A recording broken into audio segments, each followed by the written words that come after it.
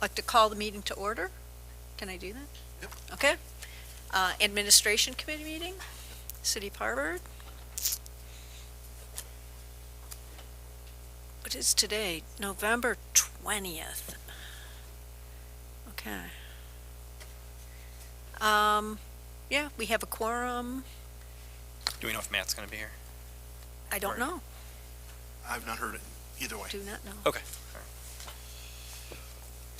Any public comments for something that's not on the agenda? No. See a public. Then item number 3, what's that? I don't see a public. I know. So. Item number 3, presentation, One Fiber Inc., Municipal Fiber Internet, and I'm guessing that's why you're here. That's why I'm here. Okay.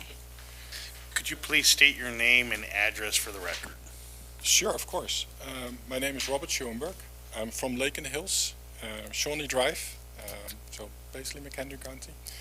This is my my backyard. So thanks you for having me. Thanks for inviting me, Mr. Leone. And I want to talk a little bit about your last mile fiber broadband initiative, which is in your capital improvement plan. It caught our attention because that's exactly what we do as One Fiber, is building municipal fiber solutions, and that could be a great solution for Harvard, for something for you to consider. I would like today 10 minutes of your time to talk about that and introduce our company. I prepared some information for you guys to take home and take a look at. But first, let me give a little bit of background here.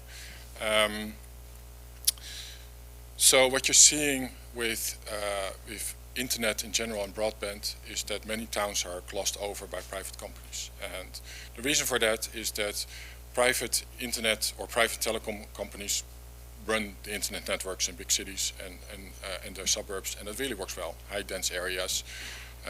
It works reasonably well because the broadband costs in the United States, subscription costs, are the highest in the world, save Mexico. So only Mexico has higher broadband subscription costs than the US. But we feel that really large parts of the United States are glossed over, and we feel that we can do better there. And we have a different way. We need to do it in a different way than what we did with private companies. And the way we'd like to look at it is that, let's, for example's sake, if the roads would be owned by a private company, this private company would build that road. They would tell you how fast you can drive on that road. They would charge you whatever they want for that road. They would tell you when you can drive on that road.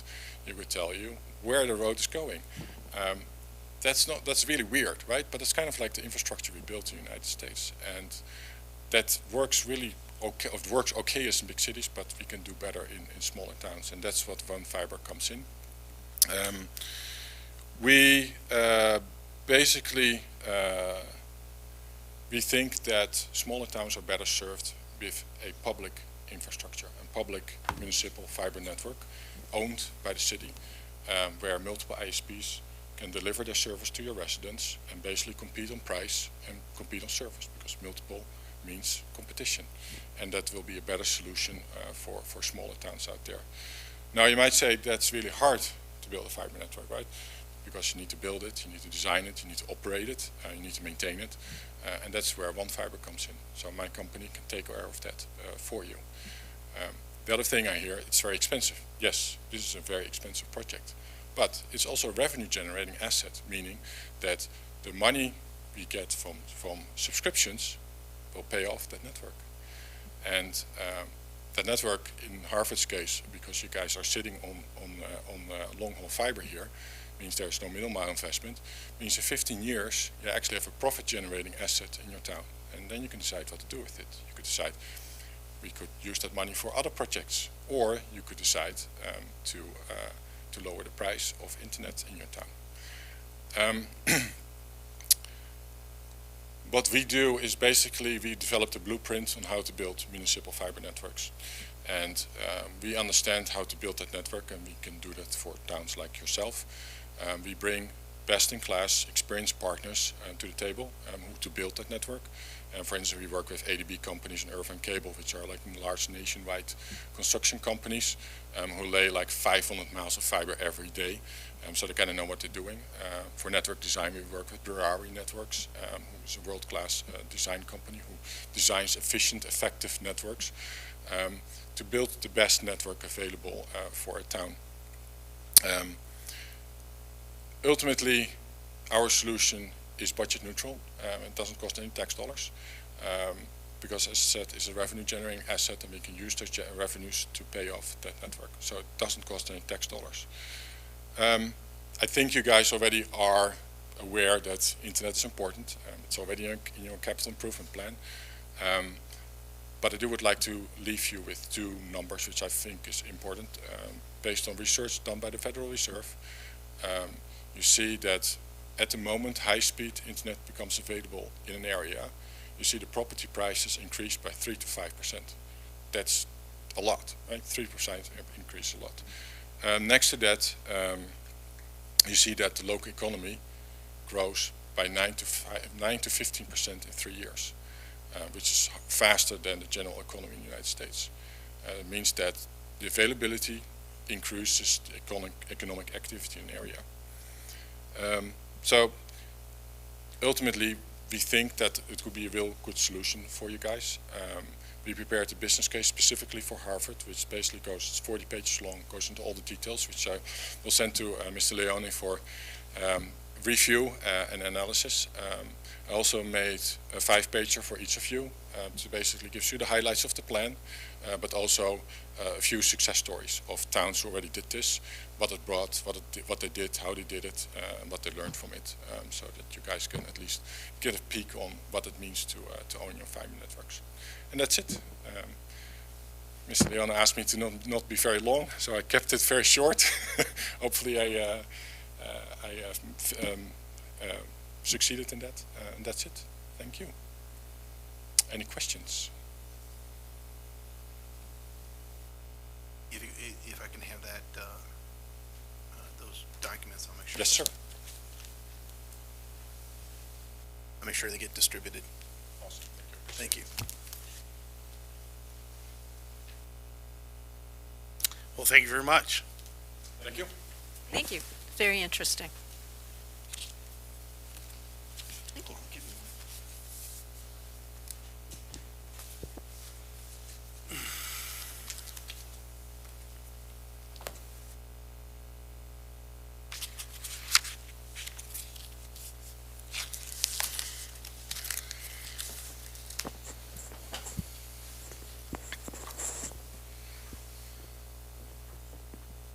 Okay, anything else on that?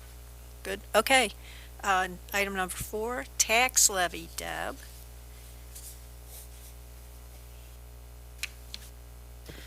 So in your packets, it would be the presentation, Mayor. Third one down. Okay. Is this working? The microphone? It doesn't sound to me like it is, but if you can hear me okay in the... Speak. Hello? Yeah, okay. It's working. The speakers in here are not. Yeah, like up there I can hear you guys, but it's Right. hard back here, so. I don't know. We try to mess with the speed. I have to get with Cutting Edge, Mount Myron, to figure out how we adjust the speakers. So online it's being heard, but Okay. the speakers in here aren't quite so loud. Okay. Okay, so we'll start with the first slide. And it's also in your packet. I'm going to try to keep this as simplistic as possible, but get all the information across that we need to talk about. So as every year, the Consumer Price Index helps to determine our levy. By state statute, we are capped at either the CPI for the year or 5%, whichever is less. This is the second year in a row that we have seen a CPI higher than 5%. It's a little lower than last year, but it's still drifting above the 5. So this year, our extension is again capped at 5%. And this is just basically a snapshot, as I showed last year, of the statute and, you know, how that all plays out. So the second slide shows what I am proposing for the levy for this coming year. This is based on our aggregate extension base, which is the tax extension, the highest of the last 3 years of tax extension, which happened to be last year's extension, which was 2.795 million and some change. You multiply that by the current 5% levy that we're requesting to get our current extension cap, which is 2,935,540. Keeping in mind that this is based on an equalized assessed value that is estimated, right? So the assessors each year do their estimates at this time of the year, get them into the county. However, the final estimates don't come in until March. So as our property tax system in Illinois is a little bit backwards, as we all know, that we're working on a guess, right? But that guess is usually pretty close based on that estimated equalized assessed value. So as you do the math at the top and look at the orange highlighted limiting rate, our rate this year based on the aggregate base extension, the 5%, and our estimated EAV is 1.8369. Okay, so that is going to be our limit, that's our cap. If you look down at the bottom section, I've taken the maximum extension base that we're requesting and broken it down into the various funds. Some of our funds are capped at a max rate by state statute: the general fund, the police protection fund, the library fund, and the parks fund. You'll notice the library and parks is a little higher than what the state statute dictates, and that is because of our referendums. So if you look to the levy requested column to the left, that's the breakdown of where Administrator Leone and I have placed the money to total the subtotal of 2.935540, which gives us our 1.8369 rate.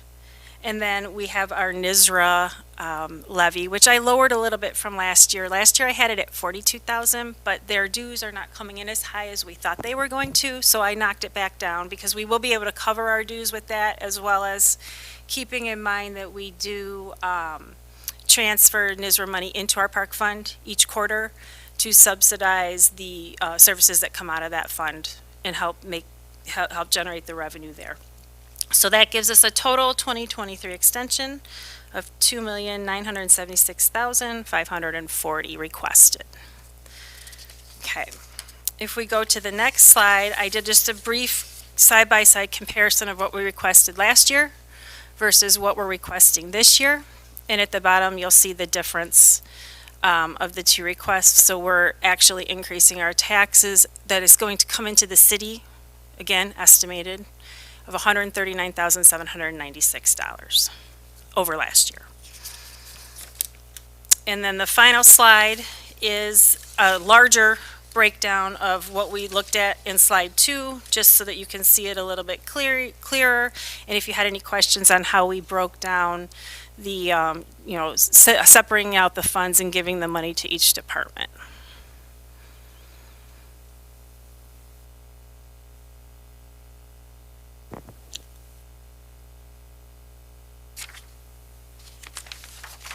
I'm just gonna ask an odd question. Go right ahead, Administrator. I figured you would. So the 139,796, Yes. like mill levy wise, your tax levy percent, what would that be? Like the equivalent, like per house, what are we? Okay, that's a good question. Mayor, can you go back to the thumb drive and we can look at that in general terms? It wouldn't be specific because obviously each property value is different. Yeah, go to that one. Where is it? There it is. Okay.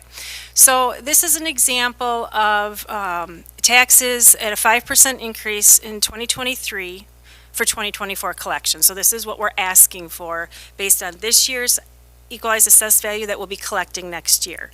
And I base this on an average home of $150,000.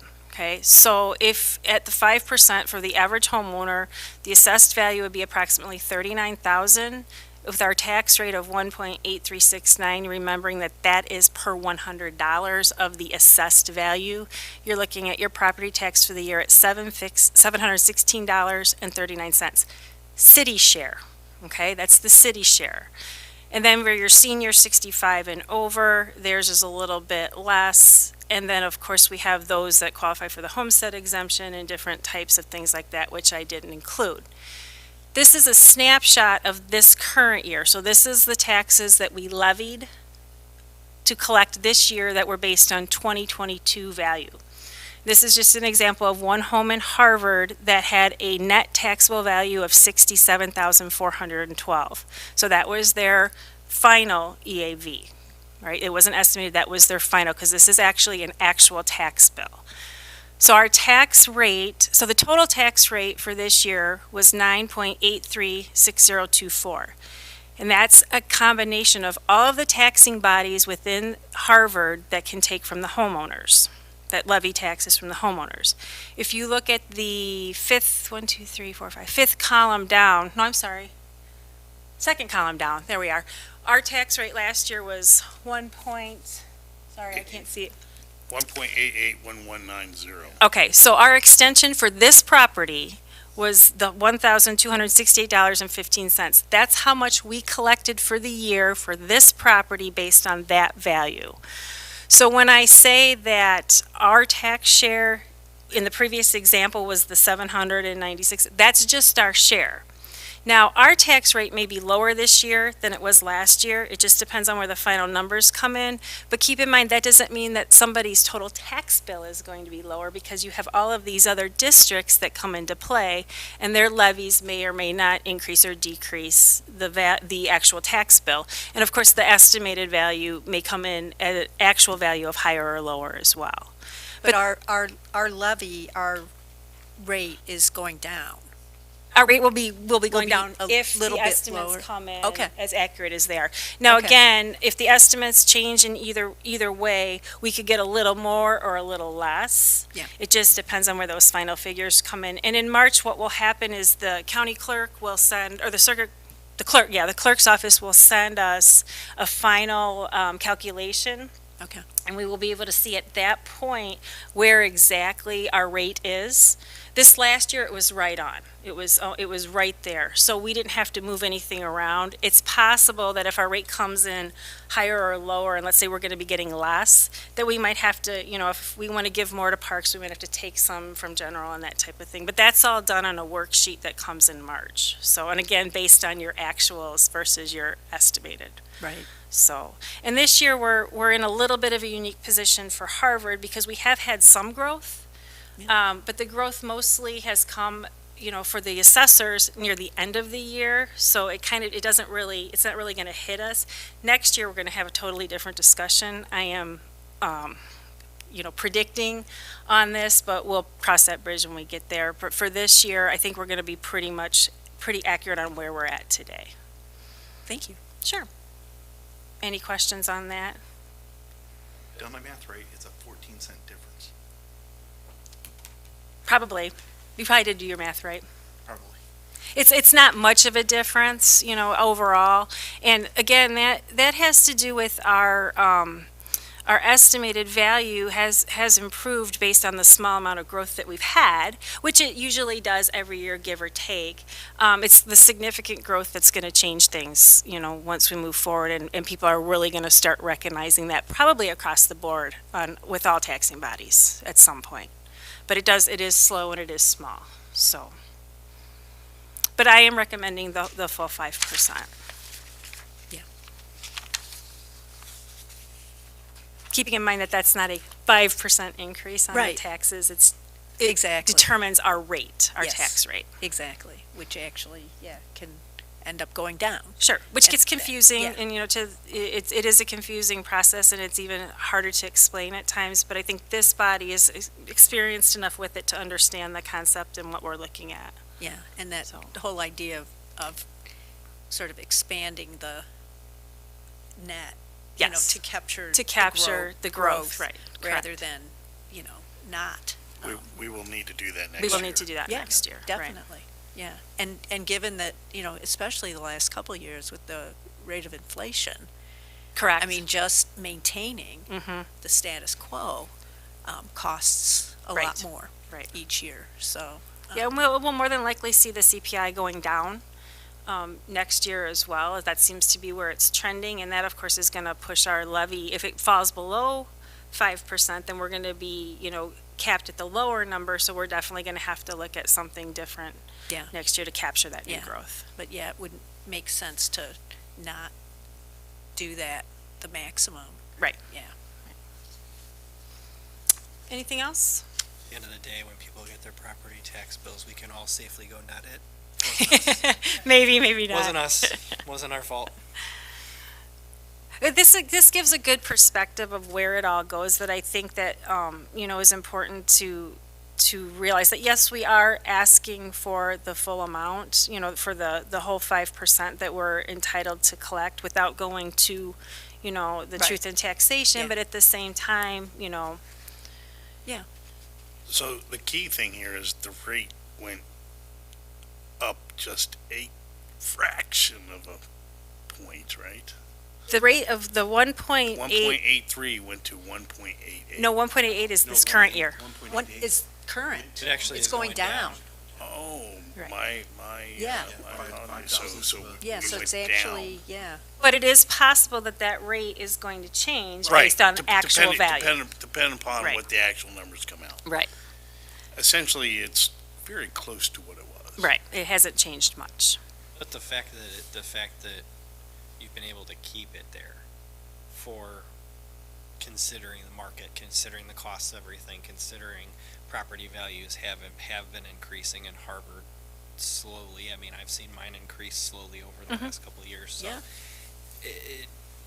it's good that at least this taxing body has been able to keep it fair. Right. You know, And it's, if people start seeing numbers spiking on their tax bill, it's coming from somewhere else.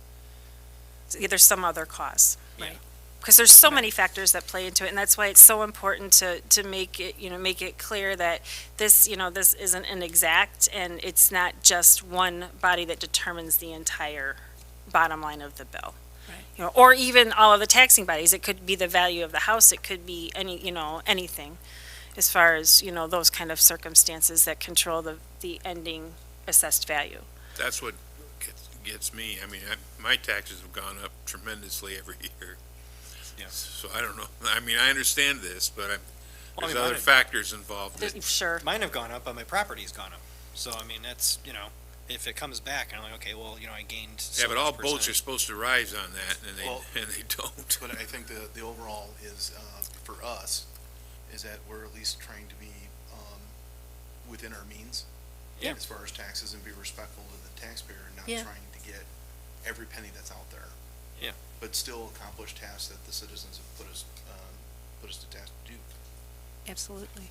And then when we look at the budget, the upcoming budget, and these numbers will be incorporated into that, these numbers on this the green page, are obviously going to be incorporated into our revenue stream of our budget, and then at that point, we decide the best use for those and making sure that property tax is, we do our due diligence in spending that property tax, because it is important, and it is our biggest source of revenue. Does anyone else just sort of gasp when they see the police pension levy amount? And this levy amount, that's a good point, Alderwoman. I did raise this a By little far the from largest, last year. yeah. If you recall, recently I asked for a budget amendment because the actuary came in Yes. higher than expected.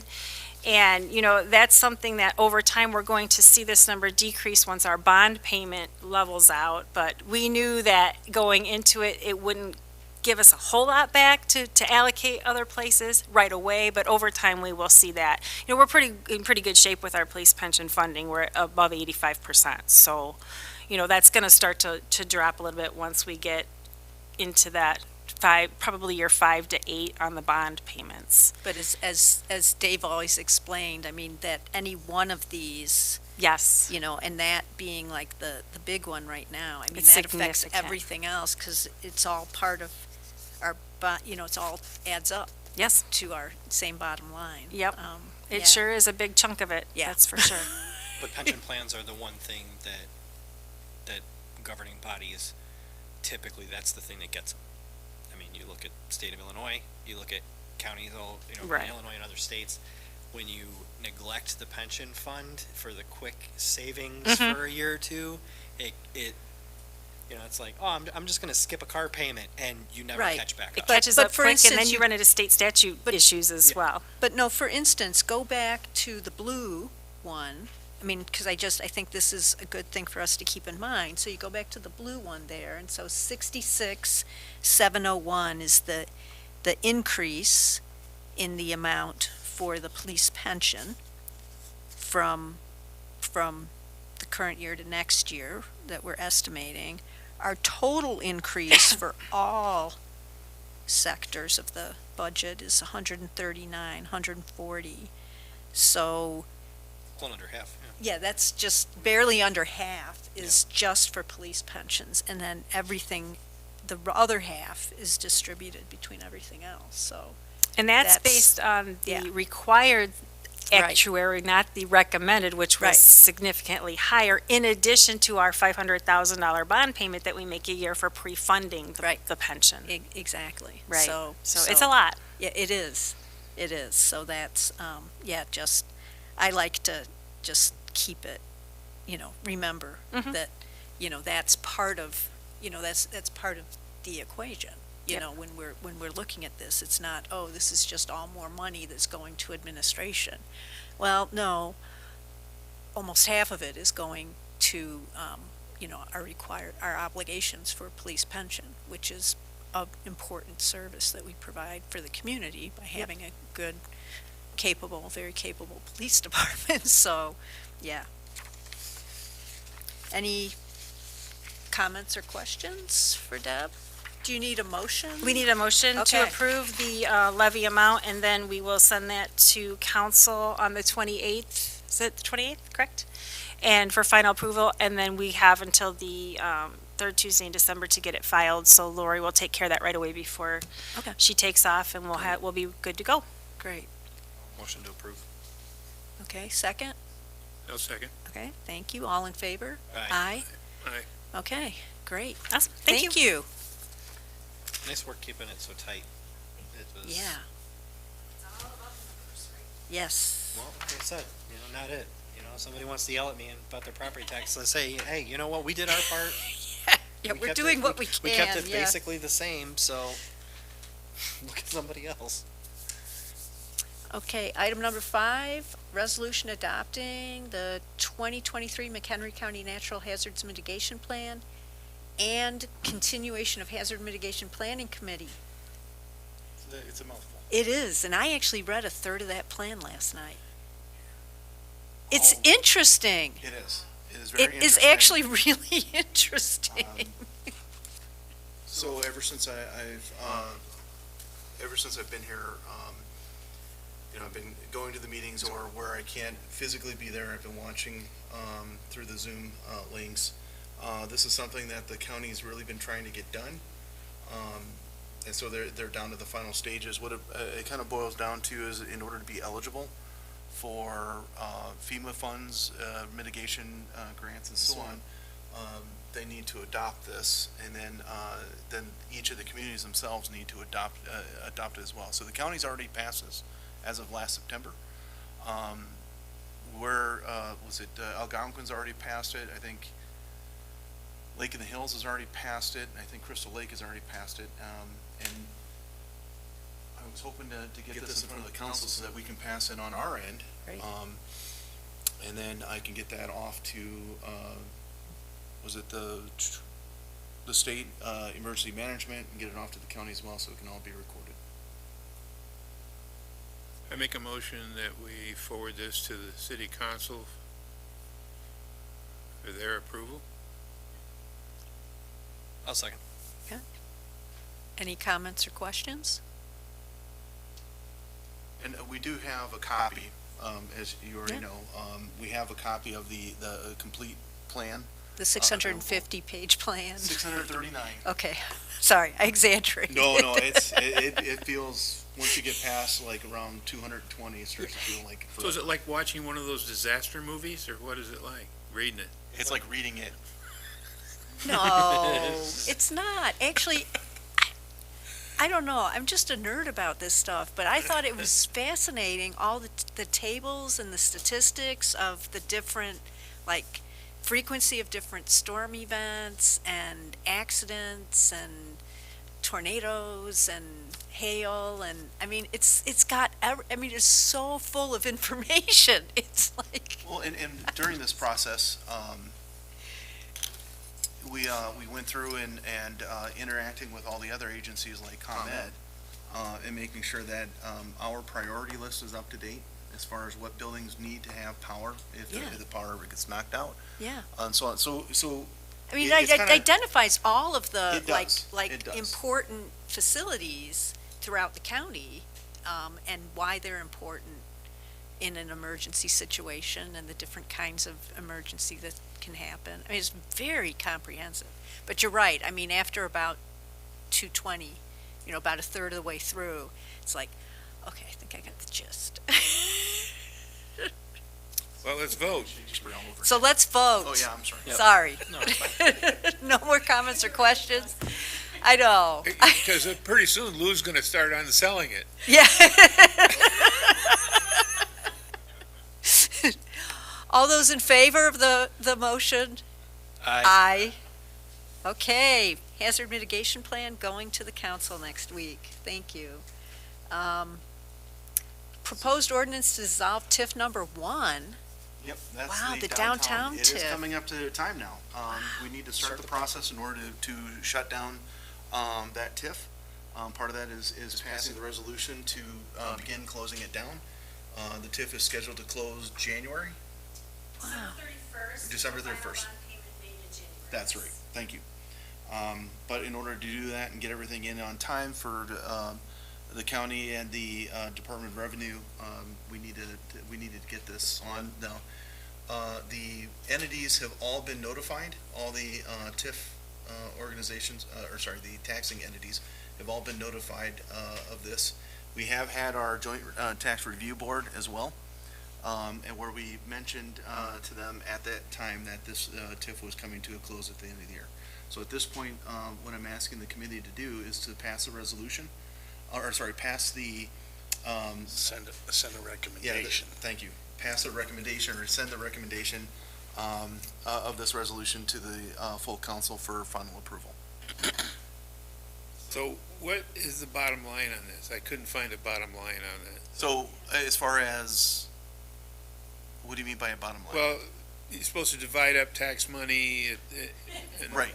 There is no Yeah, on this one, That's normally, why- excess. normally if there was any TIFs that were collected in the meantime, any revenue that was collected in the meantime, tax base Right. that would be refunded back. But unfortunately on this one, this is one of the few that is upside down. Yes. And so I think over the life of it, we've lost about 900,000 plus. So we're more than happy to have this thing closed. So that's the bottom line. Minus Yeah, 900,000. okay, so that is the bottom line.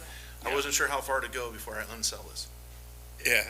No, closing it's a good idea no matter what. So now, did this include the residential stuff Yes, it did. off of Front Street? On Front Street, yes. Okay. This is, the city has done 3 TIFs. We have closed one that was successful, that was TIF South, which is where the Walgreens and that whole property was at. Okay. That was a successful TIF.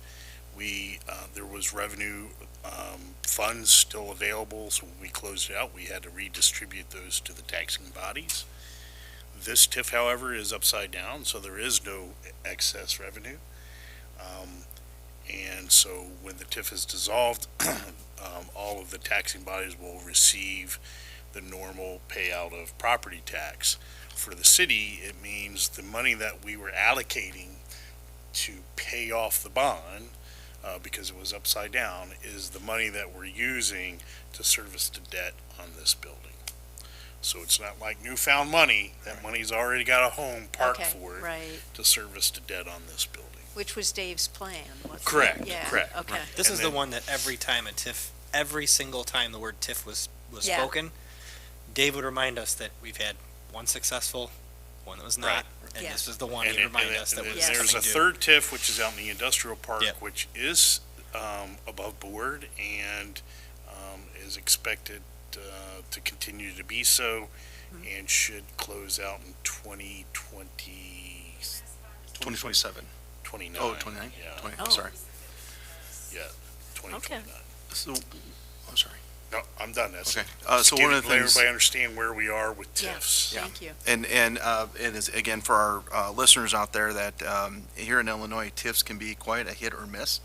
And so you try to be very careful, and you don't try to hand out TIFs like Tic Tacs like some other states do. So where, Illinois is one of the worst. and compared to my experience with TIFs, it is not one I advocate the strongest about. It's not the worst, but it's, It's they do use it a lot in Illinois and not Right. always for the right reasons. right. And so here, as far as our game plan with any kind of development, be it commercial or residential, is to be very selective when it comes to any talk of TIF, to make sure that we don't end up, we want that batting average better if ever we go into a TIF.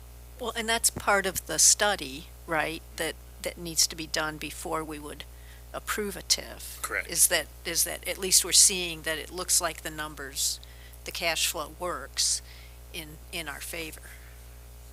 Just in the Make a case, motion? yeah. That we ask city council to approve, the ending of the TIF, We recommend they pass the resolution. pass a resolution to end Pass the the TIF. resolution. Yeah. No, the ordinance, sorry. The ordinance. Ordinance. Okay. I'll second the recommendation. Okay, any more comments or questions? All in favor? Aye. Aye. Okay. It's passed, thank you. Surplus property declaration. I can't imagine we have more surplus property to get rid of. It seems every month. And so. You're cleaning house. Well, and that's what we're trying to do. And instead of, like, if you recall, our Yeah. old philosophy was, or our old tradition was to wait, like, have 2 a year. But the more things sit around, they either get broken or they get forgotten. And so we're trying to encourage all departments that as you find it, let's get rid of it. So I just had a question real quick, Administrator, on this list. Were we going to add the bikes? The bikes are ready to roll. We just don't know who has the pictures. Bikes, didn't we Or did we approve already bikes approve the last bikes? month? Yeah, Did we do We bikes approved last month? bikes, Yes. Okay, yeah. so they're already included. Yeah. Okay. Okay. Yeah, I think those went through city council last month. So, and actually, we've had a storage issue as well with Public Works, and their building is almost to full capacity. So by getting rid of a lot of these things in a more timely basis, it frees up the building behind wastewater for storage. The fencing being a huge, we're gonna be able to park probably 4 trucks Where the in there fencing is? once we get rid of the stuff that's in there. Took up quite a Yes. bit of room. Yeah, so yeah, so we were trying to keep up on it just so that we don't have to worry about another building right now and utilize what we have and then build from there, so. Wow, what's So wrong yes, we with will the- be doing what's wrong more with as the we come truck? across. I'm sorry? What's wrong with the truck? What was 2007 the- Ford F-150. It looks pretty bad, it's in pretty Oh. bad shape rust-wise. I didn't know why Rob was declaring that. It's Do been you- beat hard. Yeah, that one was. No, we're using a 99 at work. Oh, yeah, we've, Just to use that imagery, if we're wanting to get rid of a 2007 and keep the 99, I saw a picture of Well, it, it's not that great. Now, was so- that one of the, I mean, because I know there were some years where the Ford trucks where they were kind of wonky, where they changed something and, I'm not sure. That happens all the time. okay. That's with every manufacturer does that all the time. I'm not Okay. gonna say anything about Ford when someone's. Yes, be doing the nice. Yeah, yeah. No, I'm not picky on any specific vehicle. It's just there's certain product lines. And don't we that have a are just- 1990 dump truck? We're gonna, yeah, I know. I know. Okay, do we have a motion to approve the surplus property I'll motion to approve. declaration? Charlie, And just as a side note, I second. mean, like, if we're getting rid of stuff every month, I don't care. Let's get rid Yeah. of the stuff. I'll second. There's no reason Okay, for us all to in hold on to favor? Aye. Aye. Yeah. Well, and sometimes you can get rid of stuff and actually get a few extra bucks instead of holding on to it for another 6 months or a year, because like getting rid of a vehicle, there's certain times a year that are better to get rid of a vehicle.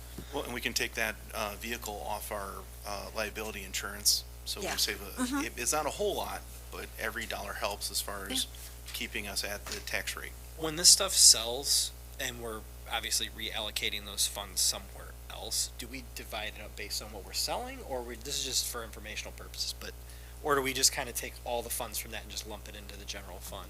We lump it into the general fund. There's a revenue line item there for sale of surplus property. And what we try to do, there's also one in Fund 70 in the water sewer fund. We try to divide it out. Daryl does a really good job of keeping track of what comes from what department. So if anything comes from specifically the water side of Public Works or Jim Grant's department, we put that into the surplus revenue in Fund 70, and then everything else goes into the general. So it's just kind of like a ballpark guess when we do the revenue of this is how much we think. Usually we get more. Usually we're over in those two line items, but we try to keep track of at least between the general fund and the sewer water fund. Okay. Because So- my thought process was just that, like, if we're getting rid of like small stuff, like, some, junk benches and things like that, that's one thing. But if we're like selling a vehicle or something that's gonna be a couple grand, Right. is that going back to the department that is giving up that vehicle, or are we just kind of lumping it back in the general fund and reallocating it Yeah. elsewhere later? Not necessarily to the department, but to the general, like Public Works truck will go to the general fund. If it was a wastewater truck, it would go to the sewer water fund, but not necessarily something that Rob can say, well, I got $2,000 for this truck, so now I can turn around and spend $2,000. It doesn't get that specific. Yeah, okay. Okay. So one of the goals when we start talking about like doing the equipment reserve funding, That's where I was kind of thinking. yeah, is that when a long-term. vehicle gets sold, that amount of money gets put into the equipment reserve. That's kind of where We're I'm go- moving that's- forward Yeah, that's with kind of that. my long-term That's thought the- on it, yes, was just that that is the especially because long-term if you're selling a, Correct. a lawn, push lawnmower, that's a couple $100. That's Should not a go big to deal. parks. But Right. yeah, but if you're selling a vehicle, then you're getting into that equipment, Right. and then you obviously don't, like, because my thought is like, you don't want to sell a truck that, the wastewater treatment guys use, that they're junking, and then put that into Right, Public yes. Works, and you're robbing Peter to pay Right, Paul, and then they're yep. kind of like giving you the stink eye. Yeah, when we do our budget workshop, we're gonna talk a little bit about that new process and how we'll make all of that work Yeah. a little bit more efficiently as we move forward. No, I'm excited for that. I think all the crews will be much more. Good, we'll make it 2 full days instead of 1. Well, I mean, look how it's worked out so well for the police department, and they're happy because they're not driving around with junk vehicles. Right, Alderman Gorman? I like I'll my bring junk donuts. vehicle. As long as the work gets done, I don't care. Okay, item number 8, amending the driveway ordinance. Donovan. Lo and behold, They did vote. They did? Okay, just wanted, sorry, we got talking. Did. and- Thank you. You did. we're seeking your consideration for the attached ordinance to amend 2 sections of Chapter 19 as it relates to driveways. This is to reduce the amount of variances that come before City Council. So 2 easy changes we thought would accomplish that. One, in Section 1, 19.15B4, in the case where a single-car garage is attached to the principal use, the driveway may be extended up to, it used to say 6 feet, we want to change that to 9 feet. 9 feet is your typical parking stall width, as called out in the UDO. And change that to 9 feet into the side yard as long as all setbacks are met. I am requesting to remove, and the driveway extension occurs to the opposite side of the principal use. This makes sense in a lot of cases just for aesthetics, but I think there's some cases where their side yard might not permit them to do that, and rather than having them come in for a variance, just to omit that section to make it easier. And then Section 19.15FD, removing the portion that says existing circumstances as of the effective date of this amendment may require additional driveway width to comply with city parking ordinances. I've not heard of a case where we've gone after someone to make them make their driveway wider to comply with regulations. So I thought if we just took that out and Sorry. Well, I think the only caveat to that is if it's an unpaved driveway, we require them to pave it. And some of them are grandfathered, but when the property sells, they have a year to pave that driveway to make it, impervious surface. And Ann does a great job of enforcing that too. But this particular line deals with additional driveway width. Yeah, Right. I think, I concur, I agree that it should be removed, but. So then we come Yeah, back I mean, to I would have a concern about going an additional 9 feet without anything coming to the council. I mean, because then that's an extra 9 feet. I mean, it's one thing to have the 9-foot extension, but then to add another 9 foot. Is that how I'm reading it? Well, this is. Or is that just in a different section? It's a totally different Okay. section. So the Okay. one deals with single car. Okay, 'cause Yeah, I'm like 18 feet. no. No, Okay. that'd be like their whole front yard. Yeah, right. no, right. no. Okay, never mind. Question about the red line, though. Didn't we add that so that people couldn't put the driveway on the inside without, like, if you're looking at the house, Yeah. here's the garage, if you're looking at the house, and this is the front door, they put their driveway up to the front door. Isn't that what we added? For which, The driveway extension occurs to the opposite side of the principal use. That's basically what that would say. Right. Because then that's putting it towards the easement as opposed to into the middle of the yard. But- Like exactly but- what you're thinking. Right, because we've routinely approved all of them. Yeah, I mean, because they can't go the other direction. So if they wanted to go in, they still have to come to. No, Yeah. No. Like no, But I No. agree with what you're saying, so possibly we could say if circumstances don't allow, the driveway extension may occur at the same side of the principal use. So otherwise you're gonna Yeah. have people putting driveways right up to their front door. yeah. Yeah, Which they were doing in the past, which is why I think. yeah, we added Yeah. that. So, yeah, so if it's only if they can't go the Yeah. opposite direction. Well, it would still, Yeah. Because it And- makes sense. and it would still, using the verbiage that if it can't, that still allows Yeah, so I could. building to say no. Right. If- Right, Yeah, Based on how it lays out. Yeah, so I can change that to say preferences to the opposite side of the principal structure. yeah. If circumstances don't allow, they can go the other way. And 9 feet isn't very big. I measured our parking spaces out there, they're 9 feet. I brought Well, it's a only tape an additional measure. 3. What's So that? it's Over only, the you're only 6, adding yeah. 3 to what Right. exists now, which technically 6 feet isn't even a full, that's like a 3/4 of a parking spot. That second section, going back to your point, is for all the other ones, the 2-car garages that need that pad on the side of their garage. we're Okay. allowing a 9-foot extension. gotcha. And I thought that would just be the easiest, quickest way to clean it up, and No, I like it. Yeah, Does the job. so before council meeting, I'll change that and present you with some different okay. verbiage in there.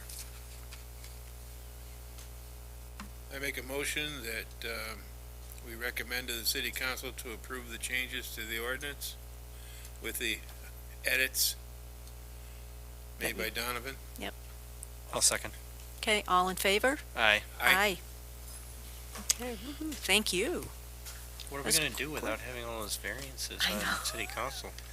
That's like 15 minutes of our meeting just cut out. Okay, item number 9A, personnel manual. So, earlier today, I emailed out the draft of the updated employee manual. You'll see it's very detailed. Our current manual has been around a while and is due for a big upgrade or update. Just paper-wise, this includes some other items like job descriptions and some notes, more or less, and this one came out to about 51 pages. The new one is 128. And it has examples, updates to a lot of the laws that have happened over the time. And that includes the signature pages and so on. And yeah, I've already sent a copy of that to the department heads, which I think I put one to sleep after about page 7. 2. Oh, got to 28.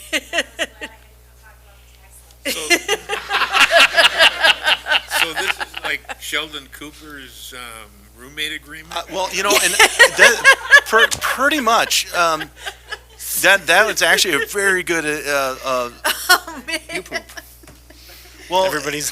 because so much has changed. There's been some public servant, public servant safety acts that have happened. There's some victim safety acts that have happened that all are required, and this codifies a lot of that. And then there were some things that we didn't codify, and in the past may have gotten a few feathers ruffled. And so all of that was codified into this new version, so that it's very clean. This is what it is. And there are a couple of suggestions in there as well, so I may be able to cut it down by, I think, half a page. Well, and there's some stuff, I mean, I just know from having to keep ours at work updated, that there's certain things that you're kind of stuck. It's a lot of language, just given case law, that, like with whistleblowers and harassment. And yes, yeah, that's I mean, another it's big one. like, okay, there's 10 pages. There's a social media, Media policy. a travel policy. There's, was it an ethics section in there as well? Okay, wow. A little more detail as far as exempt versus non-exempt, and good. things like Yeah. work hours for both sides of it. There's a little beefed up section as far as, and expectations, just general expectations for staff members. What is, things like the unwritten stuff you just assume, like providing good quality customer service. Right. Now it's codified as an expectation. So it's pretty detailed. My hope, because is to try to get this in effect by at least February 1st. And then because it's such a huge change, going from our old policy to the new one, after that, I plan on sitting down and having roughly like almost one-on-one, well, it's more like department at a time, going over the changes so that everyone's aware of what those changes are. Oh, That'd be like waterboarding. keep in mind, I had to type it. Now I have to tell everybody about it, and I have to do it 7 different departments. So it's a joy. So we only have, Yeah. we only have 12 employees, including me, and whenever we update, well, when somebody first starts, one of the things they have to do is, I go through the personnel manual with them, and then they get a copy, and then when they've reviewed it, they have to sign something that says that they've reviewed it and they've discussed it with me and that they understand everything in it. Yeah, that's So, standard and so, liability. 100 pages, Well, Yeah. but it was, what I was doing was I was going through a lot of other, and quite a few cities have been going through and updating their manual in this last year. Now I'm thinking there's a section on pandemics I needed to add. So maybe it's going a little bit bigger. Sorry.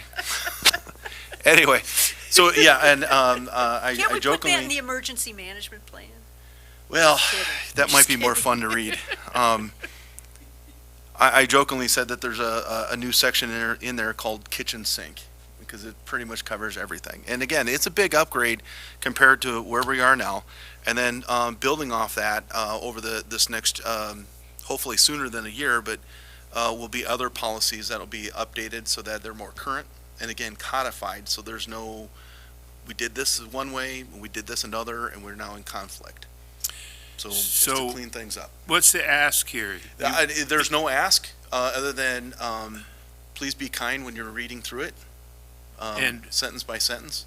And then this committee will approve it at some point before it goes to The goal is to make those edits and stuff and then come back in January. Okay, Something to look forward to in the new year. all right. And then try to have this plan, again, the goal, or my goal, my timeline is try to have it effective come February 1st, but that's not hard and steady. But at least it's a goal to accomplish, or try to accomplish. And again, this will be the foundation to start building all the other policies off of, to get us current. And then this also ties into our municipal code eventually being updated, and then our comprehensive plans and so on. So we got to start somewhere. I'm sure once we get it in place, it'll put a big smile on TJ's face. Oh, he's looking at reading every page of that? Yeah, he's smiling. Yeah. Well, I mean, the thing, Ka-ching. Exactly. the thing is, I mean, you're talking about case law when it comes to employee manuals, and one of the number one things for people suing for wrongful termination or for discrimination or anything else, the very first place they look is, was it an employee manual? Was it signed by the employees? Was, was all this in place? And if it's not, guess what? Now you're talking the loss, then they just start writing checks because you're getting sued. So. And that's very true, because with this and the documented orientation, we can go back to our workman's comp and submit that all this has been done. And there's a section in there about safety as far as working in a safe environment, making sure to be trained in it. There's a couple of things that I just realized earlier today that all the department heads are going to have to be trained on, and that's something like being able to identify if someone might be, like a staff member might be at work a little under the influence. Now, and that'll be a yearly training so that everyone can identify it without, again, potentially causing another lawsuit, or a lawsuit, sorry. Not that we have lawsuits going on. All right, I'll shut up To on be that. totally honest with you, I mean, I didn't even realize that ours was so limited to be, like, until this point, because, I mean, all the companies that I worked for in my private career have had manuals like what you're describing and what you just described, those training. I've been through those management trainings when it's like, okay, how to handle those situations and whatever. So I just, yeah, great. Get it done. Fantastic. Great, so item number 9B, paid leave for all workers act. So this is a little late coming to the admin committee. That's because this has been kicked around. What essentially, and I believe you have some information in your packets, the Illinois General Assembly has passed a law that says that temporary part-time workers, part-time workers are entitled to some paid leave. We can set the standard where we can either front load it or we can do it on an accrual basis. My suggestion is to do it on an accrual basis, which means that they would get 1 hour for every 40 that was worked. So if they only come in and work 39, they don't get it yet. Now, this is all pending. There's still a lot of talk going on down at the legislature, and that's why this is a little late coming to you, because there was a hope that for municipal governments that this would not take effect at least until July 1st, but that attempt failed. So this will actually be taking effect statewide January 1. And then there's still hope that in January that like the league and ILCMA and that will be talking to legislators about exempting municipalities altogether, because this is just an added expense overall to labor, and that could start to eat into the budgets. Particularly, I think we talked about it, one of the, in our budget sphere would be the library, that would get hit pretty hard on it. Yeah, we had a long discussion Yeah. about this at two different meetings, yeah. This doesn't include seasonal. No, it just permanent part-time, yes. Correct. Really, it's only going to affect The library. Well, we have one one of the. part-time police officer. Right. But doesn't their union already, don't they already get He doesn't follow the. paid time off? Oh, really? Okay. But he works maybe 4 hours a month. Oh, It wouldn't matter anyway. okay, so he's not getting up to 40 hours. Okay. But if he suddenly did, Yeah. he'd qualify. Yeah. So in the draft, I've already incorporated this language in, anticipating, because with it being state law. So what I'm asking is, or they asked tonight, is that this committee recommend that I believe there's a resolution that was in your packet. I don't know. All right, you know what? No, there's No. not. That's right. I think it's just informative It's just informative. for tonight. That's right. So what I'll be doing is cleaning up the resolution, the draft resolution that I did receive, and with the committee's blessing, submit it for the December 12th. Okay. So that we can have this on the books for January 1. Yeah, that's fine. Okay. I mean, it makes sense. If Yeah. it's gonna hit January 1 and it doesn't get exempted, then we gotta have it in place, so. Yeah, that's a good idea. Yeah, I'm So fine I with that. apologize. I thought I had submitted it as part of this. Not much we can do about it. It's just kinda like, it is what it is. So we will see it in a couple weeks, 3 weeks. When will Okay. we know for sure? As soon as I know, you'll know, because you'll hear me hooting and hollering. We'll hear the screaming from the office. Because it will. It Yeah. will hurt, because one of our goals down the road is to potentially get some part-timers to help alleviate some of the workload that we can't necessarily afford to have a full-timer. But we start working them over 40, it starts to eat into our budget down the road. But but from a, employment standpoint, it's the right thing to do. And, Companies have been abusing part-time yeah, they have, workers but for decades to get around benefits Right. that's been standard operating procedure I know, for when I hired a long time. part-time person in January and told her that she gets time off and gets paid holidays like everybody else, she was just floored. Yeah. She's like, no one does that. We do. So I think it's a good thing. Okay, 9C, RFP water tower maintenance. What's So- going on now? So one of the things that we're trying to do is, where we can, something such a large ticket item like taking care of the water towers, we're trying to line it up so that that we're doing it on a maintenance plan. We have an opportunity to go out for an RFP with at least 3 companies that do this, where they do like strip it down to the metal, do the interior work, exterior work, but then what they're doing is they're billing us what we're looking for, and we already have one proposal, which sparked this whole conversation, is to actually do this as a long-term payment. So every year we pay X number of dollars. It helps as far as budgeting. But they will they'll make sure that our 3 water towers have the work done that need to be done, so that we can get a longer life out of them. So it was at the last meeting we saw an RFP, or at least for the feasibility study. So that'll be kind of the same basis that we're going to be doing it on. We were originally looking to try to get this started up in December, but then with the meeting being early and so on, that we'll probably be talking more about this in January, and by then I'll submit a draft RFP that will be going out to. Again, it's to try to put everything on about roughly a 10-year plan.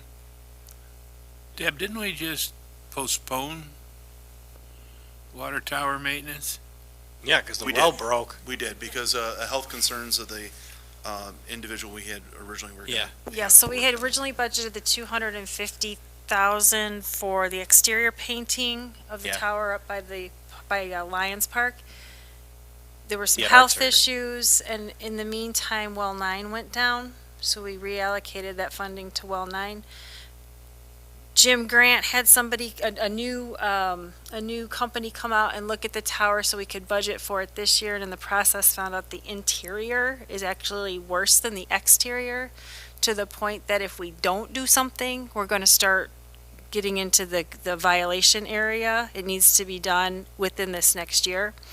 In the process of looking at a cost for that, he came across these companies that offer these 10-year maintenance plans that come with a pretty hefty price tag, but over time, it covers the complete rehabilitation and maintenance of all three of our towers, where at the end of the 10 years, we're basically, completely rehabbed and ready to roll for the next 10 years.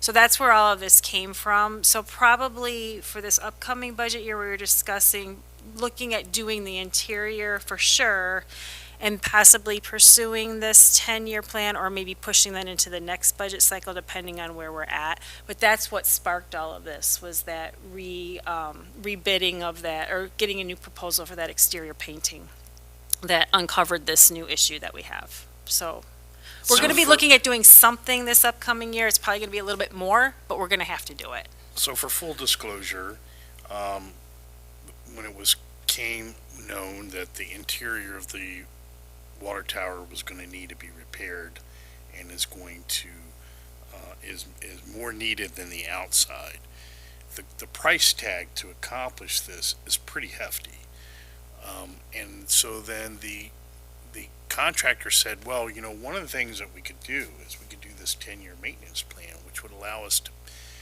and as I understand correctly, you're going to paint inside and outside of the one tower, and the outside of and inside of another tower, and then the third tower just the outside.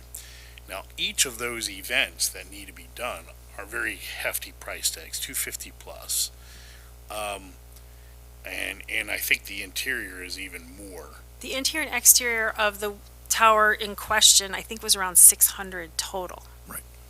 So Right. the idea here was, instead of getting hit with a $600,000 payment, if you contract with a company that can do all of them over a period of time, you could then string out your payments for all of that work over a 10-year period, allowing you to budget for it, and hopefully actually saving a little bit of money because you've contracted with a contractor, and so you're now under contract to do all this work with them, and so they're offering some discount over the cost of that.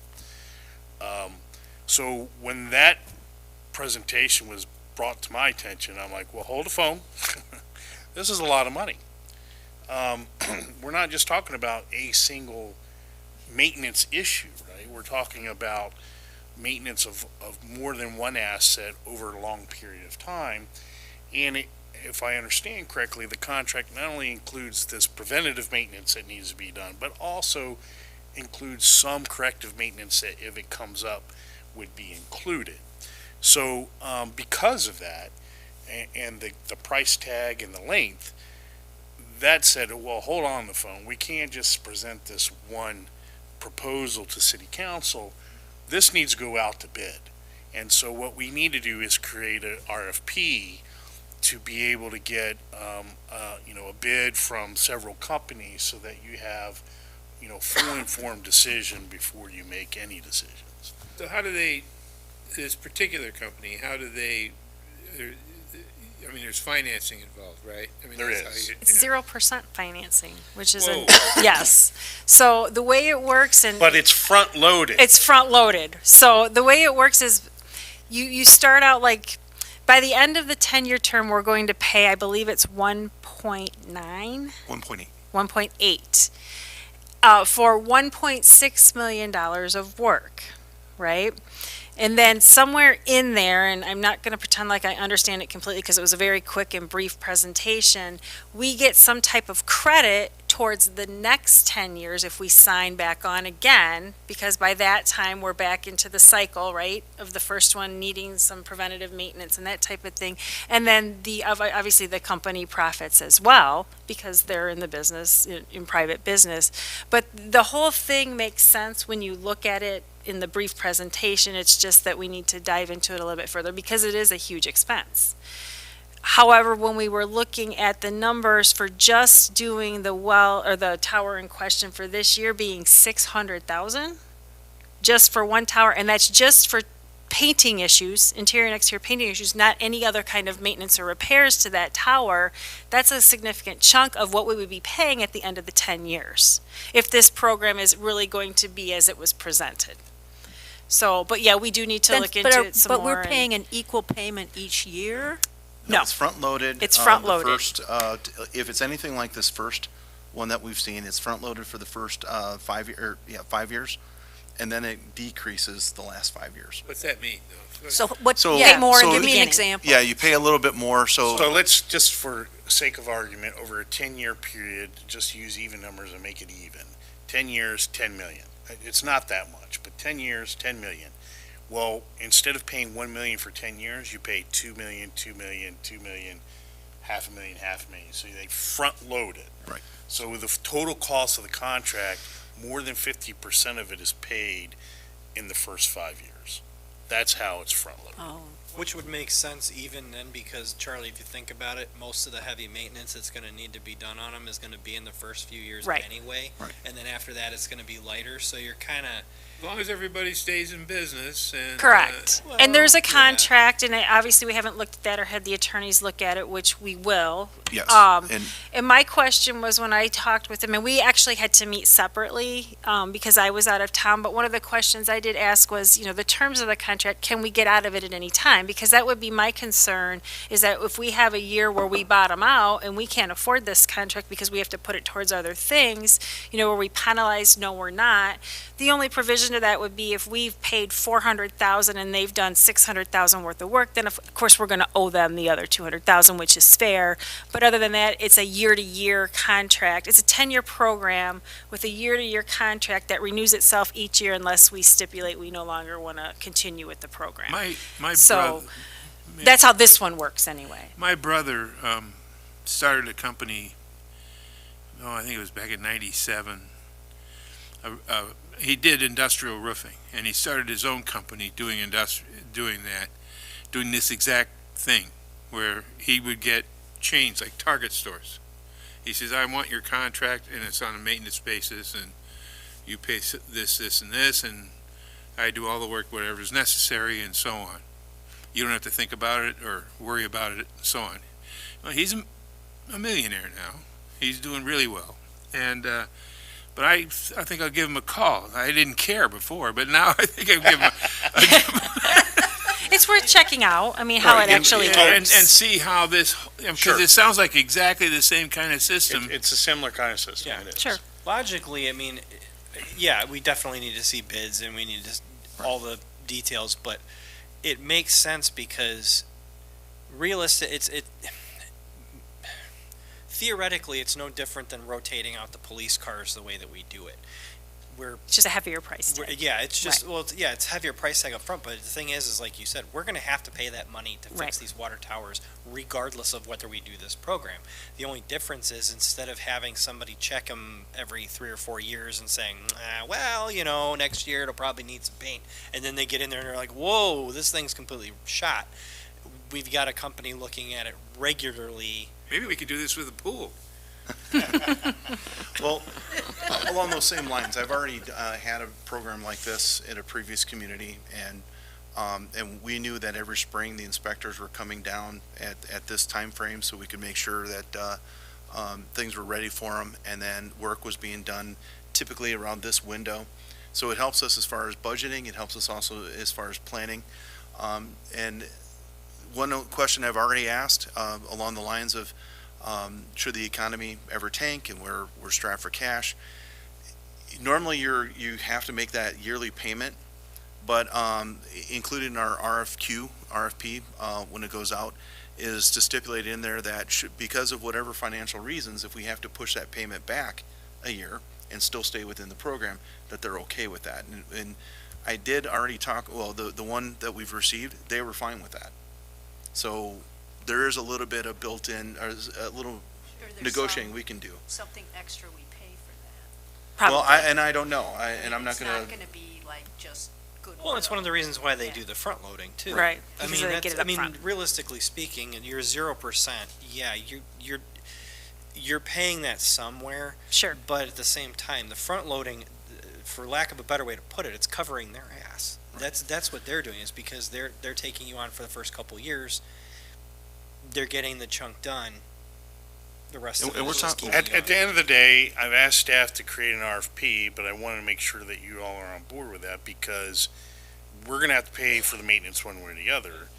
This way it allows you to get more than one input, so you can make an informed decision. Does it make sense to follow this program, or do you want to do it a la carte as you go?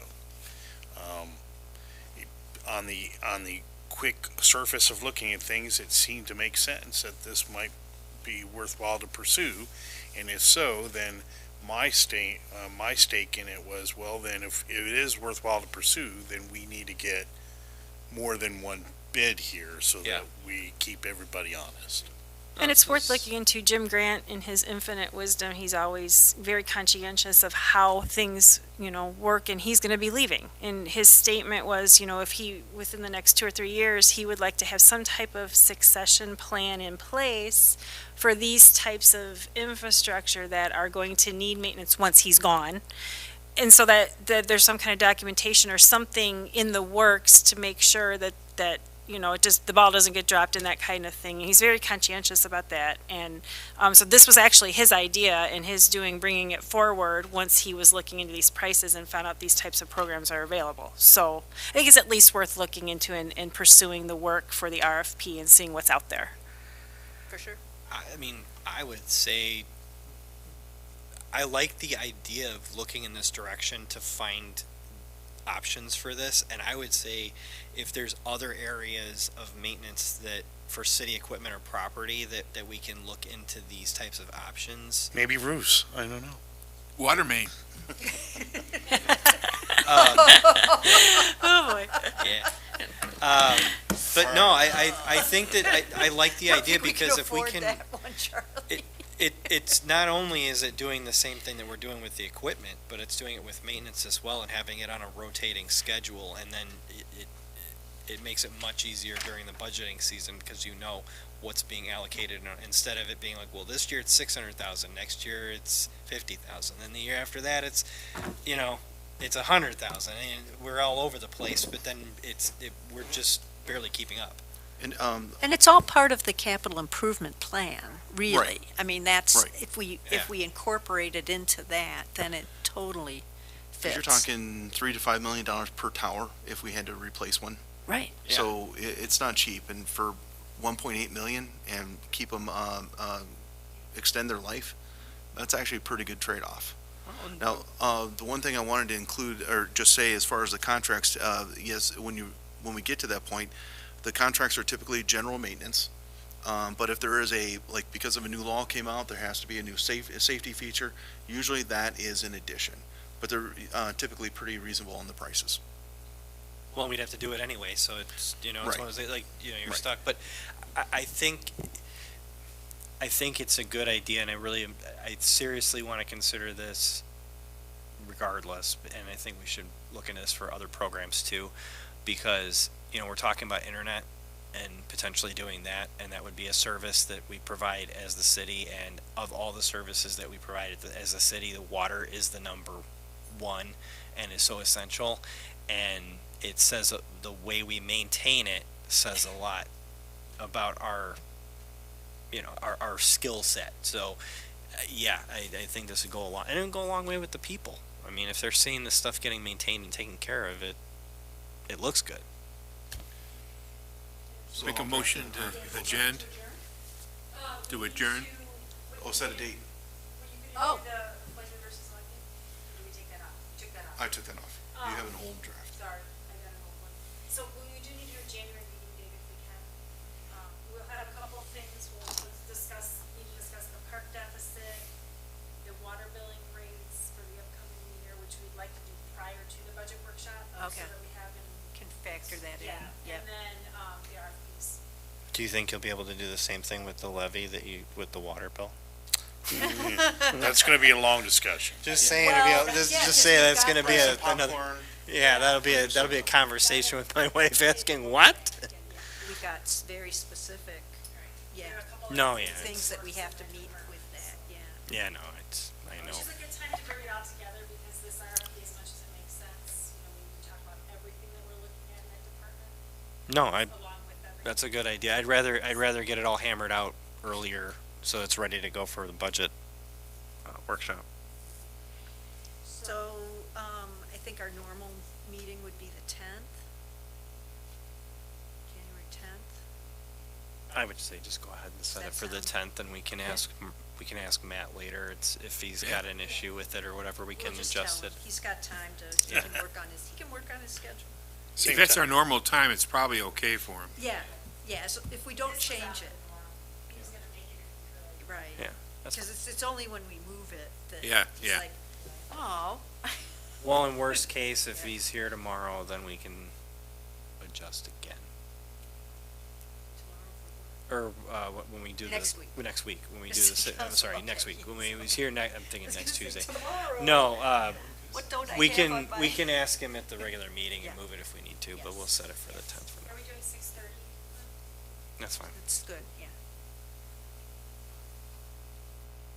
unless there's like a yoga class or something. You're on, you got one in the chamber, go ahead and fire away. Already did. So, motion to Oh, adjourn? Yeah, I make a motion that we adjourn. Okay, all in favor? Aye. Aye, okay. Woo-hoo, thank you. That was fun. Yeah.